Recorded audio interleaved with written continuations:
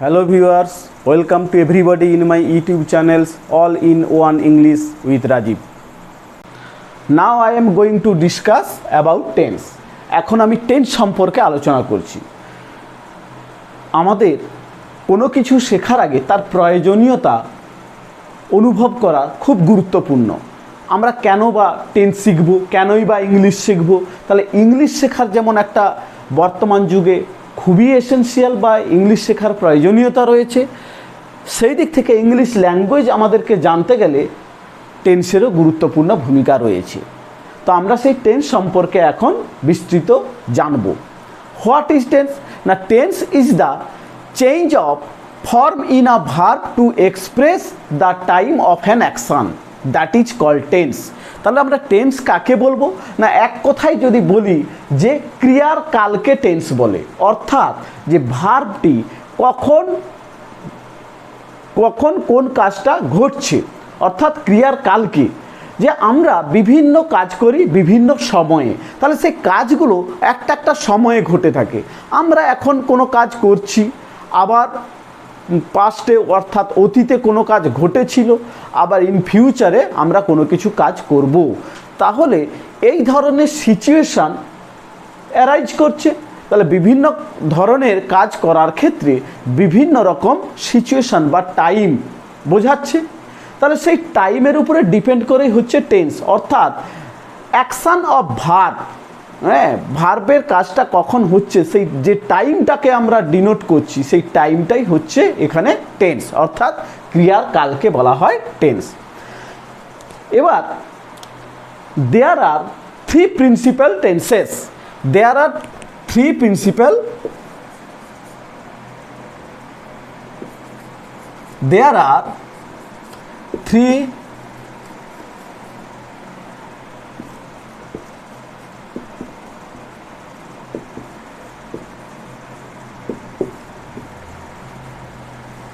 There are three principal tenses.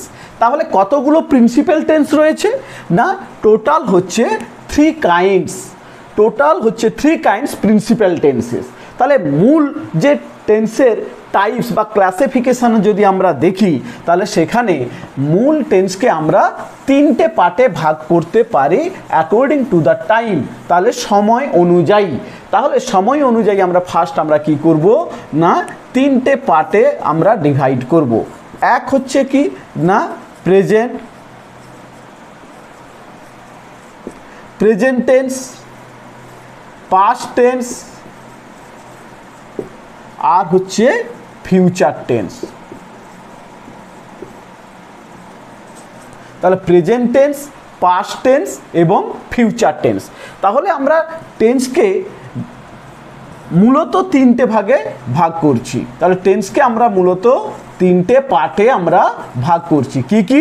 না, present tense, past tense এবং future tense. এবার individually each tense divided into four types. আবার প্রতিটা টেন্সকে আমরা কি করব? না, ইন্ডিভিজুয়ালি আমরা চারটে করে ভাগ করতে পারি। তার মধ্যে কি কি রয়েছে? না, এক হচ্ছে indefinite, continuous, perfect and perfect continuous.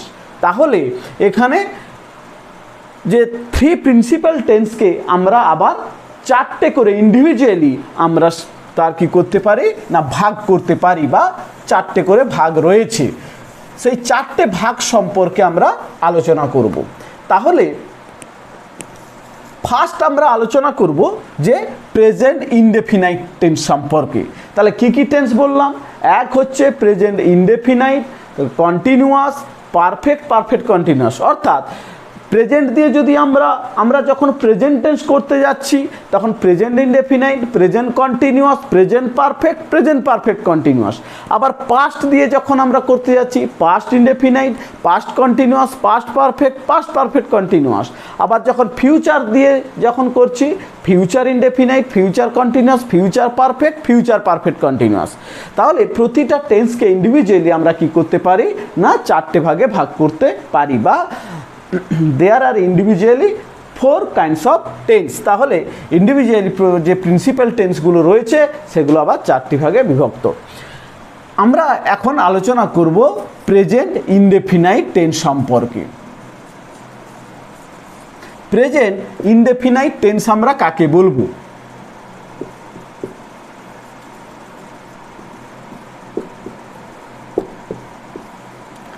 তাহলে আমরা প্রেজেন্ট ইনডেফিনাইট, যেটাকে বলা হচ্ছে সাধারণ বর্তমানকাল, প্রেজেন্ট ইনডেফিনাইট টেন্স মিন্স সাধারণ বর্তমানকাল। আমরা প্রেজেন্ট ইনডেফিনাইট টেন্স আমরা কাকে বলবো না, প্রেজেন্ট ইনডেফিনাইট টেন্স বলা হচ্ছে যে বর্তমান কালে কোনো কাজ সাধারণভাবে হয় বা ঘটে এরূপ বোঝালে ভার্বের যে রূপের পরিবর্তন হয় তাকে আমরা বলবো প্রেজেন্ট ইনডেফিনাইট টেন্স। এই টেন্সের বৈশিষ্ট্য কি না, এই টেন্সের বৈশিষ্ট্য হলো নাম্বার 1, এর মধ্যে কি কি মেনশন করবে, এই টেন্সের মধ্যে কি কি বৈশিষ্ট্য রয়েছে এই টেন্সের। এক হচ্ছে simple work,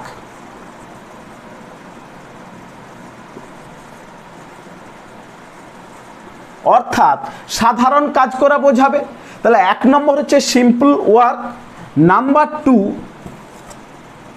habitual fact,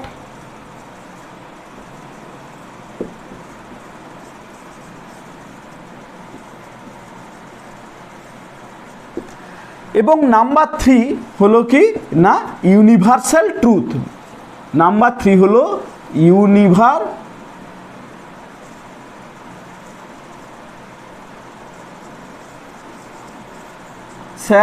truth. তাহলে প্রেজেন্ট ইনডেফিনাইট টেন্সের কি কি বৈশিষ্ট্য না, প্রেজেন্ট ইনডেফিনাইট টেন্সের বৈশিষ্ট্য হলো বা এই টেন্সের দ্বারা কি কি বোঝাবে না, সিম্পল ওয়ার্ক বোঝাতে পারে, হ্যাবিচুয়াল ফ্যাক্ট বোঝাতে পারে, আর কি ইউনিভার্সাল ট্রুথ বোঝাতে পারে। তাহলে এই ধরনের ঘটনা বোঝালে তাকে আমরা বলবো কি না প্রেজেন্ট ইনডেফিনাইট টেন্স। এটা হলো কি না প্রেজেন্ট ইনডেফিনাইট টেন্সের বৈশিষ্ট্য। তাহলে বর্তমানকালে কোনো কাজ সাধারণভাবে হয় বা ঘটে বোঝালে ভার্বের যে রূপের পরিবর্তন হয় সেটাকে আমরা বলছি প্রেজেন্ট ইনডেফিনাইট টেন্স। এইবার এই টেন্সে কি কি বৈশিষ্ট্য দেখা যায় না, এই টেন্সে দেখা যায় 1 নম্বর হচ্ছে simple work, habitual fact, universal truth, অর্থাৎ সাধারণ কাজ করা বোঝাবে। হ্যাবিচুয়াল ফ্যাক্ট মানে অভ্যাসগত কাজ করা বোঝাবে। ইউনিভার্সাল ট্রুথ মানে চিরন্তন সত্য ঘটনা বোঝাবে। তাহলে এই ধরনের ঘটনা বা এই ধরনের বৈশিষ্ট্য প্রেজেন্ট ইনডেফিনাইট টেন্সের মধ্যে রয়েছে। নেক্সট, এবার আমরা প্রেজেন্ট ইনডেফিনাইট টেন্সে আমরা ডেফিনেশন বা কাকে বলে আমরা জানলাম, এই টেন্সের বৈশিষ্ট্য সম্পর্কে জানলাম। এবার এই টেন্সের আমরা জানবো যে ফরমেশন বা গঠন সম্পর্কে আমরা জানবো যে প্রেজেন্ট ইনডেফিনাইট টেন্সের কি কি বোঝালে প্রেজেন্ট ইনডেফিনাইট টেন্স হয়। অলরেডি আমি বলে দিয়েছি যে সিম্পল ওয়ার্ক অর্থাৎ সাধারণ কাজ করা বোঝাবে, তারপর হ্যাবিচুয়াল ফ্যাক্ট অর্থাৎ অভ্যাসগত কাজ বোঝাবে, ইউনিভার্সাল ট্রুথ অর্থাৎ যেখানে চিরন্তন সত্য ঘটনা বোঝাবে। এরপর আমরা দেখব যে এই সেন্টেন্স ফরমেশন কি, এই টেন্সের ফরমেশন কি না, এই টেন্সের ফরমেশন হলো না subject plus V1 plus object or complement, অর্থাৎ S means subject, V1 means present form of the verb এবং হচ্ছে O means object, C means complement, object অথবা কমপ্লিমেন্ট। তাহলে এখানে আমরা দেখছি যে সাবজেক্ট প্লাস V1 অর্থাৎ ভার্বের প্রেজেন্ট ফর্ম। আমরা ভার্বের কনজুগেশন চার্ট যদি লক্ষ্য করি সেখানে ভার্বের 3টি ফর্ম রয়েছে। এক হলো ভার্বের প্রেজেন্ট ফর্ম, ভার্বের পাস্ট ফর্ম এবং ভার্বের পাস্ট পার্টিসিপল ফর্ম। যেমন একটা এক্সাম্পল যদি আমরা দেখি ডু, ডিড, ডান, তাহলে এটা হলো ডু প্রেজেন্ট ফর্ম আর ডিড হলো কি পাস্ট ফর্ম এবং ডান হলো পাস্ট পার্টিসিপল ফর্ম। তাহলে এটাকে যদি আমরা V1 বলি, এটা হলো V2 এবং এটাকে বলছি V3। তাহলে V1 বলতে কি বোঝাচ্ছে না present form of the verb. V1 means present form of the verb, এইভাবে এটাকে ডিনোট করা হচ্ছে। তাহলে আমরা দেখছি যে প্রেজেন্ট ইনডেফিনাইট টেন্সের গঠন হলো সাবজেক্ট প্লাস ভার্বের present form plus object or complement. তাহলে এটা হলো প্রেজেন্ট ইনডেফিনাইট টেন্সের গঠন। এবার আমরা একটা এক্সাম্পল যদি দেখি তাহলে সেখানে দেখব হি লাইকস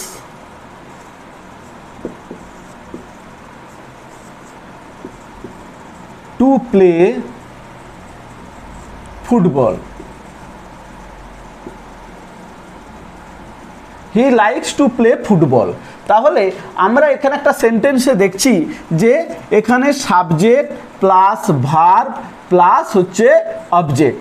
তাহলে সাবজেক্ট আমরা একটা সেন্টেন্সের সাবজেক্ট আমরা কাকে বলবো না, সাবজেক্ট হলো কি না বাক্যে যার সম্বন্ধে বা যার উদ্দেশ্যে কিছু বলা হয় তাকেই আমরা সাবজেক্ট বলবো। অর্থাৎ যে subject is a word or group of word which denotes or that denotes the persons or things about whom or which something is said that is called subject. তাহলে সাবজেক্ট হলো সেন্টেন্সে যার সম্পর্কে বা যার উদ্দেশ্যে কিছু বলা হয় তাকে আমরা বলবো সাবজেক্ট। আর আমরা ভার্ব কাকে বলছি না, verb is a doing word, অর্থাৎ যে ওয়ার্ডের দ্বারা কোনো কিছু কাজ করা, হওয়া, থাকা ইত্যাদি বোঝাবে তাকে আমরা বলবো ভার্ব, অর্থাৎ বাংলা যেটাকে বলা হচ্ছে ক্রিয়াপদ। আর হচ্ছে আমরা বলছি অবজেক্ট, অর্থাৎ বাক্যের ক্রিয়াপদকে বা ভার্বকে কি বা কাকে দিয়ে প্রশ্ন করলে যে উত্তর পাবো সেটাই হচ্ছে কি অবজেক্ট। তাহলে আমরা এখানে জানলাম যে সাবজেক্ট ভার্ব অবজেক্ট দ্বারা, এবং এখানে একটা জিনিস লক্ষ্য করা যাচ্ছে, আমরা যদি এই ফর্মুলার সাথে যদি আমরা রুলসের সাথে যদি আমরা কম্পেয়ার করি তাহলে প্রথমে সাবজেক্ট, তারপর present form of the verb, তারপর হলো অবজেক্ট। এরপরে সবচেয়ে মজার বিষয় যে আমরা এখানে he likes to play football, আমি যদি এখানে করি I like to play football, তাহলে এখানে দেখা যাচ্ছে যে I like to play football but he likes to play football. এখানে ভার্ব হচ্ছে লাইক, মেন ভার্ব হচ্ছে লাইক, এখানেও মেন ভার্ব লাইক, কিন্তু জাস্ট তার ফর্মটা চেঞ্জ হয়েছে। কেন না এখানে LIKES অর্থাৎ এখানে এস অ্যাড হয়েছে, এখানে ভার্বের যে রুট ফর্ম LIKE হয়েছে। কিন্তু কেন না আমরা কেবলমাত্র প্রেজেন্ট ইনডেফিনাইট টেন্সের ক্ষেত্রে যদি সাবজেক্ট যদি থার্ড পারসন সিঙ্গুলার নাম্বার হয় ভার্বের শেষে এস বা ইএস যুক্ত হয়। আইটা হলো কি না আই এখানে ফার্স্ট পারসন সিঙ্গুলার নাম্বার আর হি হলো থার্ড পারসন সিঙ্গুলার নাম্বার। তাহলে সেন্টেন্স প্রেজেন্ট ইনডেফিনাইট টেন্সের ক্ষেত্রে সাবজেক্ট যদি থার্ড পারসন সিঙ্গুলার নাম্বার হয় তখন ভার্বের শেষে এস বা ইএস অ্যাড হয়। তাহলে সেই অর্থে এখানে লাইকস হয়েছে, বাট এখানে হলো I like but he likes.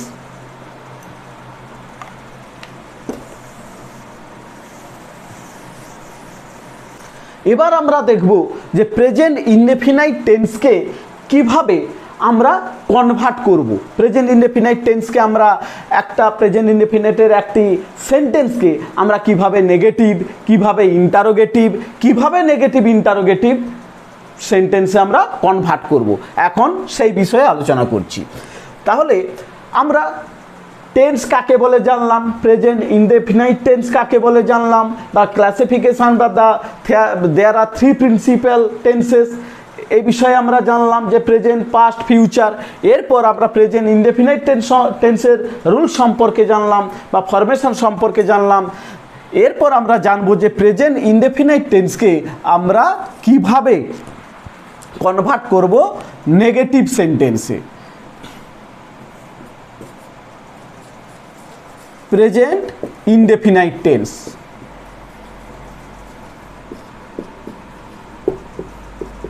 Present indefinite tense, একে আমরা প্রেজেন্ট ইনডেফিনাইট টেন্সকে আমরা কনভার্ট করব কি না প্রেজেন্ট ইনডেফিনাইট টেন্সকে আমরা কনভার্ট করব, কনভার্ট ইনটু প্রেজেন্ট ইনডেফিনাইট টেন্সকে আমরা কনভার্ট করব কিসে? নেগেটিভ।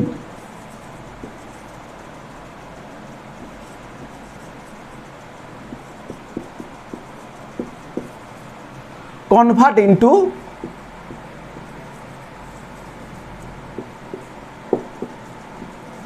Negative sentence. তাহলে আমরা কিভাবে আমরা কনভার্ট করব সেটা আমরা এখন শিখব, যে প্রেজেন্ট ইনডেফিনাইট টেন্সকে আমরা কিভাবে সেটাকে নেগেটিভ সেন্টেন্সে কনভার্ট করব। সাপোজ প্রেজেন্ট ইনডেফিনাইটের একটি সেন্টেন্স রয়েছে,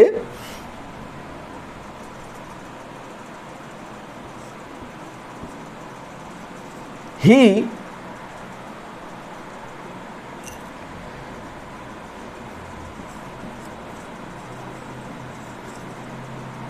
plays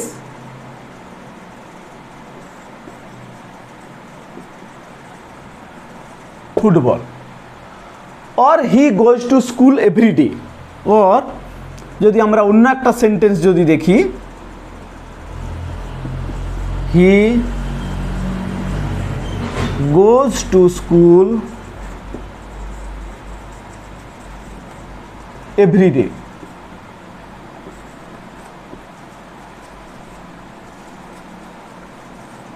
he goes to school every day, তাহলে he plays football or he goes to school every day। তাহলে এই সেন্টেন্সটার ক্ষেত্রে আমরা দেখছি কি he goes to school every day, এখানে আমরা দেখছি যে প্রথমে সাবজেক্ট রয়েছে, তারপর ভার্ব রয়েছে, তারপর হচ্ছে কি না এখানে কি বা কাকে দিয়ে প্রশ্ন করলে অ্যান্সার পাওয়া যাচ্ছে না, তাহলে এখানে রয়েছে কি না কমপ্লিমেন্ট রয়েছে। তাহলে subject plus verb plus object আর কমপ্লিমেন্ট হলো। তাহলে এখানে আমরা দেখছি যে he goes to school everyday, তাহলে subject plus verb plus object এইভাবে যদি আমরা ধরি, তাহলে এখানে কিভাবে কনভার্ট হচ্ছে নেগেটিভ সেন্টেন্সে, তার ফর্মুলা কি না subject plus do oblique does, do oblique does plus V1 plus do oblique does plus not plus V1 plus O oblique C. তাহলে এখানে যদি আমরা নেগেটিভ সেন্টেন্সের যদি ফর্মুলাটা দেখি, যে প্রেজেন্ট ইনডেফিনাইট টেন্সের একটা সেন্টেন্সকে কিভাবে আমরা নেগেটিভ সেন্টেন্সে কনভার্ট করব না, প্রথমে সাবজেক্ট, তারপর কি থাকবে ডু অবলিক ডাজ, তারপর কি থাকবে নট, তারপর ভার্বের প্রেজেন্ট ফর্ম, তারপর হচ্ছে অবজেক্ট আর কমপ্লিমেন্ট। তাহলে এখানে আমরা দেখতে পাচ্ছি যে he goes to school everyday, তাহলে আমরা এখানে কি করব না, এখানে আমরা এই সেন্টেন্সটাকে আমরা কি করব নেগেটিভে কনভার্ট করব। তাহলে লিখব কি না he does not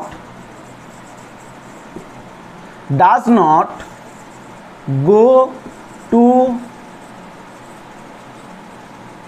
school everyday, he does not go to school everyday. তাহলে এখানে আমরা দেখতে পাচ্ছি কি যে he does not go to school, আমরা যখন আগে সেন্টেন্সটা দেখেছিলাম সেখানে ছিল কি না হি গোজ টু স্কুল, কিন্তু এখন এখানে কি করলাম গো করলাম, মানে ভার্বের যে প্রেজেন্ট ফর্ম এখানে subject third person singular number হওয়া সত্ত্বেও আমরা নেগেটিভ সেন্টেন্সের ক্ষেত্রে কি করলাম না ভার্বের রুট ফর্ম অনলি গো করলাম, ভার্বের প্রেজেন্ট ফর্মটাই বসালাম।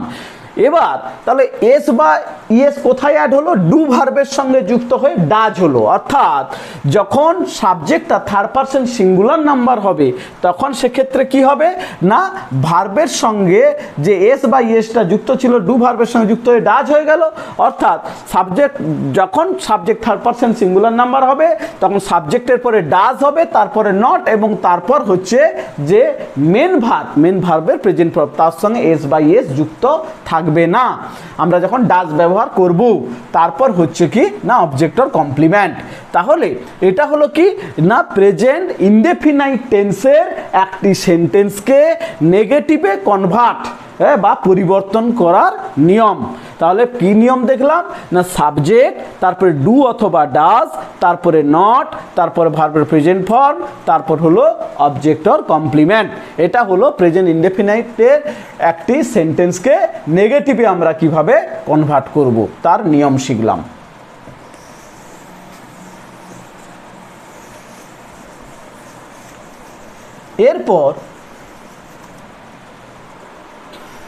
এরপর আমরা প্রেজেন্ট ইনডেফিনাইট টেন্সের একটি সেন্টেন্সকে কিভাবে আমরা ইন্টারোগেটিভ সেন্টেন্সে কনভার্ট করব।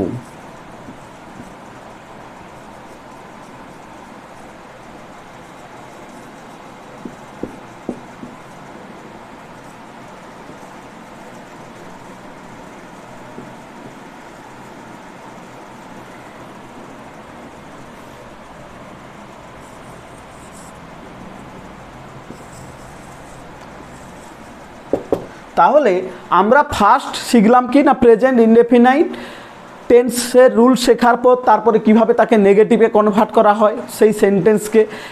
এরপর ইন্টারোগেটিভে আমরা কিভাবে কনভার্ট করব।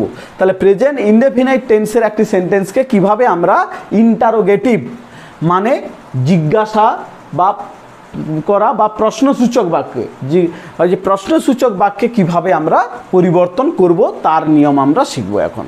তাহলে ইন্টারোগেটিভ সেন্টেন্সে যখন আমরা কনভার্ট করছি তখন তার নিয়ম কি না, প্রথমে do oblique does plus subject plus V1 plus O oblique C plus question mark. তাহলে এখানে আমরা দেখতে পাচ্ছি কি না, ইন্টারোগেটিভ সেন্টেন্সের আমরা একটি ইন্টারোগেটিভ সেন্টেন্সে কিভাবে কনভার্ট করব প্রেজেন্ট ইনডেফিনাইট টেন্সের একটি সেন্টেন্সকে, তার রুলস কি না, প্রথমে ডু অবলিক ডাজ, তারপর বসবে সাবজেক্ট, তারপর ভার্বের প্রেজেন্ট ফর্ম, মেন ভার্বের প্রেজেন্ট ফর্ম, তারপর হলো অবজেক্ট অর কমপ্লিমেন্ট, তারপর কোশ্চেন মার্ক। তাহলে আমরা যদি একটা সেন্টেন্স দেখি, আমরা ওই সেন্টেন্সটাই যদি দেখি, he goes to school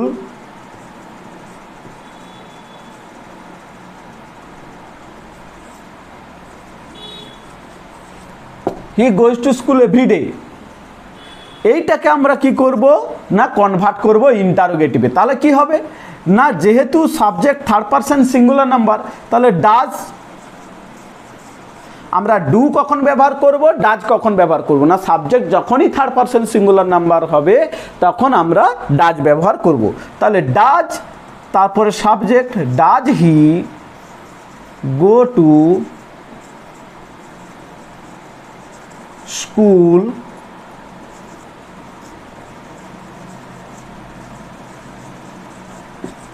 everyday, does he go to school everyday. তাহলে এখানে আমরা দেখতে পাচ্ছি কি যে প্রথমে ডু অবলিক ডাজ, তারপরে সাবজেক্ট, তারপরে ভার্বের প্রেজেন্ট ফর্ম, তারপরে অবজেক্ট অর কমপ্লিমেন্ট, তারপরে কোশ্চেন মার্ক। তাহলে এখানে আমরা দেখলাম যে একটা সেন্টেন্স রয়েছে he goes to school everyday, সেটাকে আমরা কিভাবে কনভার্ট করলাম না, অ্যাকর্ডিং টু দ্য রুলস অনুযায়ী আমরা কি করলাম, does he go to school everyday. এখানেও ঠিক একই রকমভাবে যখন আমরা ডাজ ব্যবহার করলাম তখন কিন্তু গো ভার্বের সঙ্গে এস বা ইয়েস আর আমরা অ্যাড করলাম না, ওখানে আর ইয়েস অ্যাড করলাম না, কারণ যেহেতু আমরা ডাজ ব্যবহার করেছি সেই হিসেবে এখানে ভার্বের প্রেজেন্ট ফর্মের যে রুট ফর্ম সেই রুট ফর্ম আমরা ব্যবহার করেছি।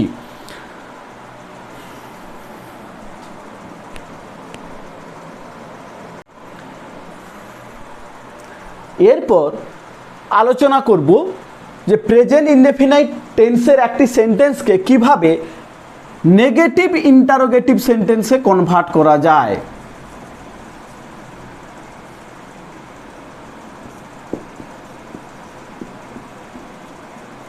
নেগেটিভ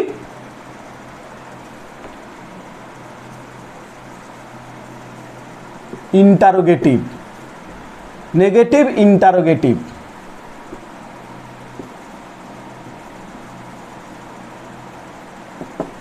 আমরা দেখব যে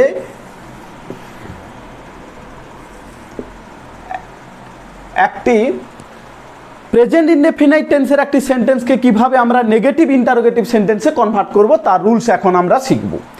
তাহলে নেগেটিভ ইন্টারোগেটিভ সেন্টেন্স মানে নাবাচক প্রশ্নসূচক, অর্থাৎ যে সেন্টেন্সটার মধ্যে মানে নেগেটিভ অর্থ থাকবে আবার প্রশ্ন করাও বোঝাবে, অর্থাৎ সেটাকে আমরা বলছি নেগেটিভ ইন্টারোগেটিভ সেন্টেন্স। এবার এই নেগেটিভ ইন্টারোগেটিভ সেন্টেন্সে যখন আমরা পরিবর্তন করব তার রুলস কি না, নেগেটিভ ইন্টারোগেটিভের রুলস হলো প্রথমে do oblique does plus subject plus not plus V1 plus O oblique C plus question mark. এবার আর কি না, do oblique does plus not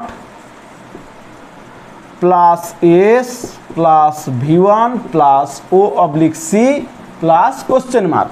তাহলে এখানে দেখলাম যে যখন নেগেটিভ করলাম, নেগেটিভে কনভার্ট করলাম, তখন কি দেখলাম না, নেগেটিভে কনভার্ট করার সময় দেখলাম যে সাবজেক্ট প্লাস হচ্ছে, তারপর ডু অথবা ডাজ, তারপরে হচ্ছে নট বসেছিল, তারপর ভার্বের প্রেজেন্ট ফর্ম, তারপর অবজেক্টর কমপ্লিমেন্ট। এখানে কিন্তু দেখতে পাচ্ছি যে নটটা আমরা কখনো সাবজেক্টের পরে ব্যবহার করছি, কখনো বা সাবজেক্টের আগে ব্যবহার করছি। তো কখনই বা আমরা সাবজেক্টের পরে ব্যবহার করব, কখনই বা নটটা আমরা সাবজেক্টের আগে ব্যবহার করব।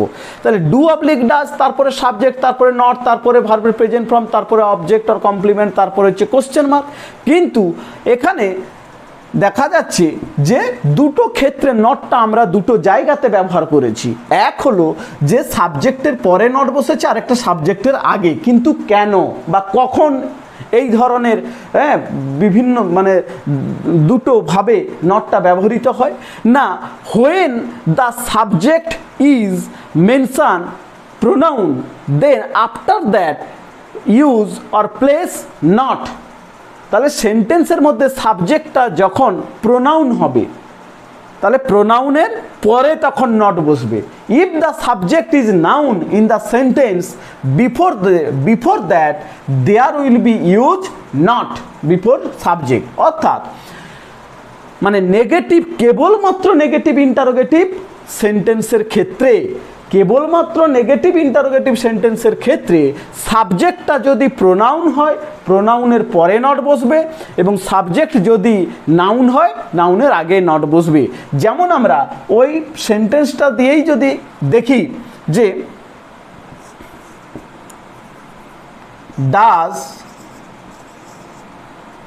Does he not go to school every day? Does he not go to school every day? তাহলে এখানে কি হলো না, যেহেতু এখানে সাবজেক্টটা প্রোনাউন, তারপরে নট বসেছে, সেই হিসেবে এখানে কি হলো না, তারপরে নট বসেছে। এরপর আমরা দেখব যে সেকেন্ড রুলসের ক্ষেত্রে কখন নটটা আগে বসে। আমরা যদি বলি ডাজ নট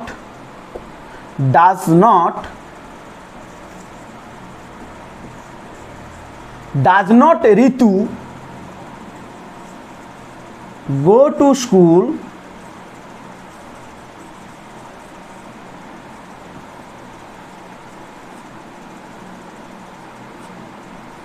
এভরিডে। তাহলে ডাজ নট ঋতু, তাহলে আগের সেন্টেন্সে কি দেখলাম যে ডাজ হি নট, এখানে দেখলাম কি ডাজ নট ঋতু। অর্থাৎ তাহলে দুটো ক্ষেত্রে নটটা আমরা কি করলাম না দুটো জায়গায় ব্যবহার করলাম, কখনো সাবজেক্টের পরে কখনো সাবজেক্টের আগে। অর্থাৎ নেগেটিভ ইন্টারোগেটিভ সেন্টেন্সের ক্ষেত্রে যখন সাবজেক্ট যখন সাবজেক্ট প্রোনাউন হবে তখন প্রোনাউনের পরে নট, আর যখন নাউন হবে তখন নাউনের আগে নট ব্যবহৃত হয়। আজ এই পর্যন্ত। ভিডিওটি ভালো লেগে থাকলে প্রত্যেকেই সাবস্ক্রাইব, লাইক, শেয়ার এবং কমেন্ট করুন।